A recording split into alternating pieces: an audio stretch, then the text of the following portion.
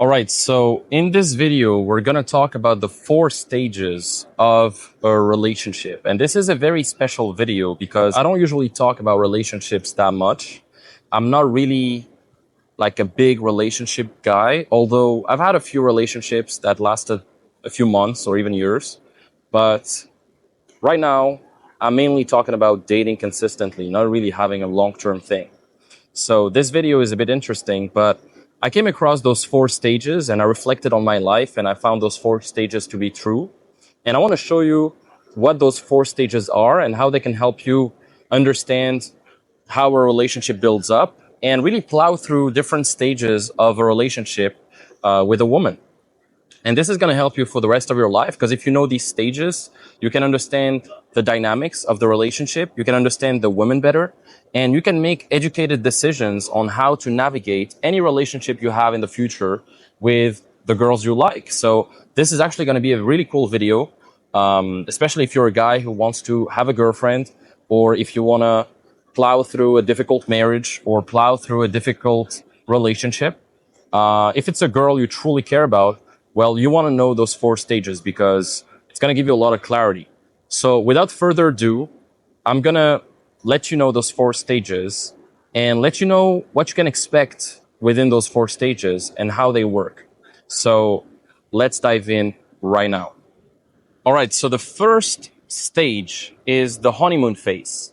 And this is a stage that I've had so many times in my life where you find a girl, you like her, she likes you, everything goes well, you have similar values, maybe you like to work out, she likes to work out.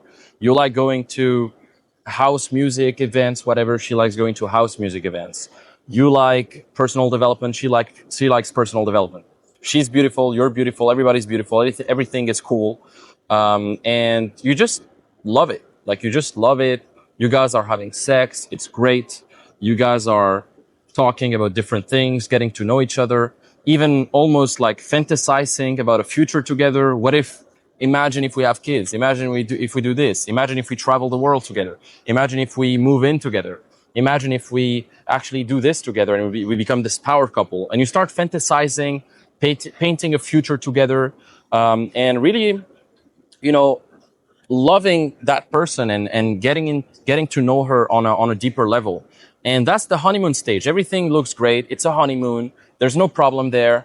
You never get into fights most of the time. Everything goes pretty smoothly. And it's beautiful. It's beautiful.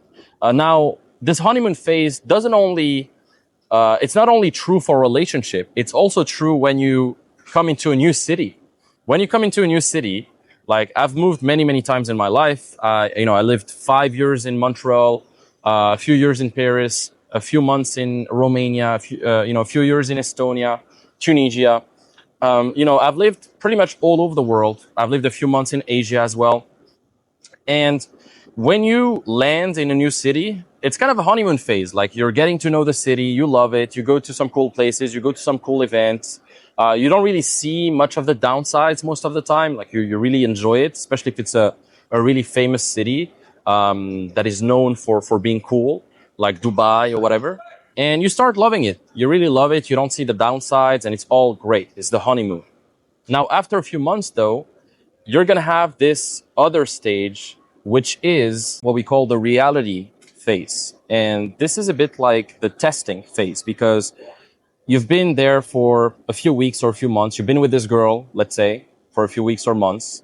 And you start seeing some defaults. You start seeing her foibles and her negative aspects, which you didn't really see before because your judgment was clouded by emotionality, right? But then after a few weeks and months, you become more rational and you start thinking, okay, what are the benefits of being with her? What are some of the things that annoy me about her? What if this, what if that? And you start thinking rationally about, okay, if I stay with this person, what value is she giving me? And stuff like that. And you start seeing some faults in her, right? Nobody's perfect. So you're going to start seeing some defaults and you're going to have to make a decision. Am I going to stay with this girl? Am I going to, plow through it? Or am I just going to end it? Because if you're a guy like me and you have options, like the trade-off and the opportunity cost of staying with the wrong women is fatal. It's really fatal. So you got to judge fast. Am I going to stay with this girl or not? Is she impacting my business? Blah, blah, blah. And the testing phase is crucial. That's one of the most important phases. That's what's going to make or break a relationship. That's the testing phase, the reality phase. After that phase, usually it's, you're going to plow through it a lot easier. But there's a next phase as well that's very important. And I'm going to get into that right now. So the third phase of every relationship is the give in or give up stage. And this is a stage that most people don't go through because they're not mature enough, or they're not ready yet, or they don't want to go through all that drama. But it is actually needed to make the relationship work long term. There's going to be some drama. Listen, no relationship is perfect and works smoothly all the time and has no fights and whatever. There's going to be some fights. There's going to be some anger. There's going to be some resentment sometimes. And that's why there's all these different stages. So we started with the honeymoon stage. Then you have the testing stage, the reality stage. Then you have the give in or give up stage. And so this is where a lot of fights happen. This is where you start going into some tantrums of anger sometimes with your partner, because you're just like, sometimes you're just like, fuck this person. Why am I with this person? Why is she behaving this way?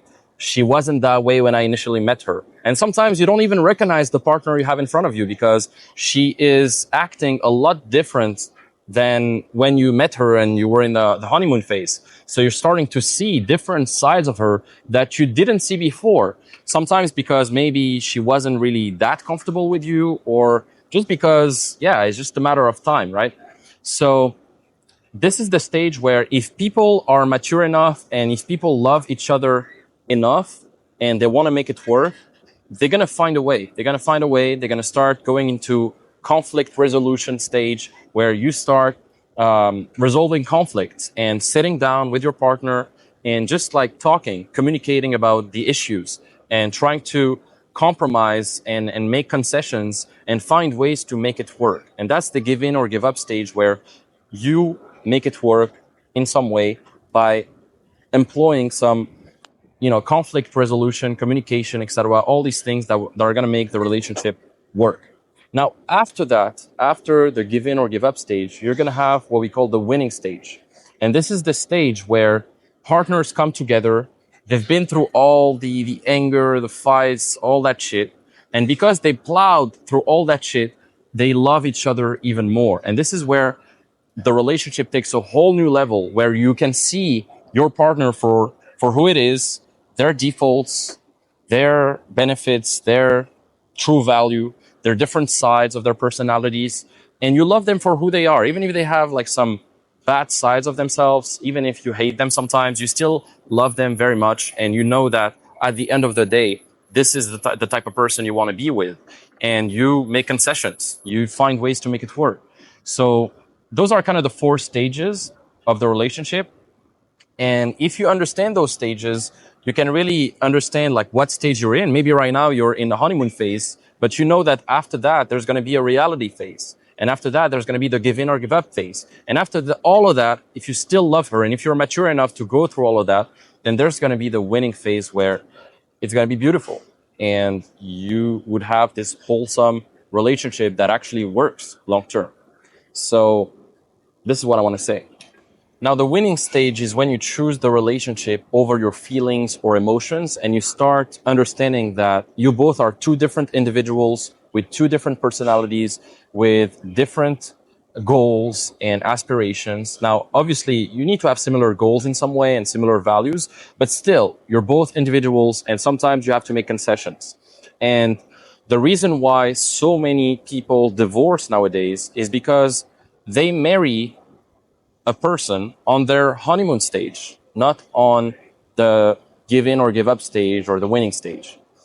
And so they marry someone just because, I don't know, they get too emotional and they start being needy, and they marry that person on the honeymoon stage. But then after a few months, they end up discovering that, they actually married a stranger, and the reality kicks in, and then they want to divorce. They want to end the relationship. So I truly believe that before you get married or before you actually get a long-term partner, go through these stages and actually commit to that reality phase, that give in or give up phase, before getting to that winning phase. And understand that there's going to be some ups and downs. Understand that you're going to need to plow through stuff. And you will both get out of that with more clarity and more certainty on who you chose as a partner.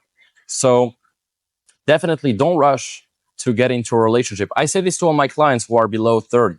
If you're below 30, if you haven't dated at least 30 girls, 30 different girls, I'm not necessarily saying like sleeping with all these girls, but at least dating them, getting to know at least 30 different girls for dating purposes, then you don't have enough experience. You don't have enough of a background to really understand, okay, I like this type of woman. I don't like this type of woman. This type of woman is better for me. And you're going to have the reference experience to back up your mating decisions. And your mating decisions are probably one of the most important decisions you're going to make in your life, especially your long-term partner. And one day I heard Charlie Munger say this. So Charlie Munger is a billionaire. He's like he died now, but he was the business partner of Warren Buffett in Berkshire Hathaway. He was like a multi-billionaire. And he used to say that your mating choice long-term, the wife you choose, is going to be responsible for 80% of your net worth. And so if you want to have a lot of money and keep that money, then choose the right partner. Because I can tell you, I've seen so many guys getting wrecked in divorces, in, paying alimony to the kids and the wife and whatever. And so many problems can come up from, just relationships. So make sure you choose the right partner. Make sure you get some reference experiences before that. Date more, just date more girls in the beginning. Like if you're young right now, if you're in your 20s, 30s, like you can still date and then choose the right partner. You have all your life in front of you. So don't rush to marry. Pick the right partner. Have the right systems too. A lot of guys, they don't date women because they don't have the right systems. They have a lot of limiting beliefs. They don't know what to do. They don't have any strategy. Like they don't know how to approach women the right way, how to have the right online presence that generates dates, whether it's online or in real life. Real life is actually better than online if you master it. So you have to be able to approach women anywhere. You have to be able to have conversations with them anywhere, whether online, in real life, etc. And you have to be able to also have a great social circle that allows you to meet quality women as well. And all of that, even if you're starting from scratch, you can build that up. You can actually improve your dating life. My dating life sucked a few years ago. I remember my first year in university, it sucked. I wasn't getting laid. I didn't know what to do. I was shy and anxious. Anytime I had to approach a woman, my heart was beating. I didn't know what to say.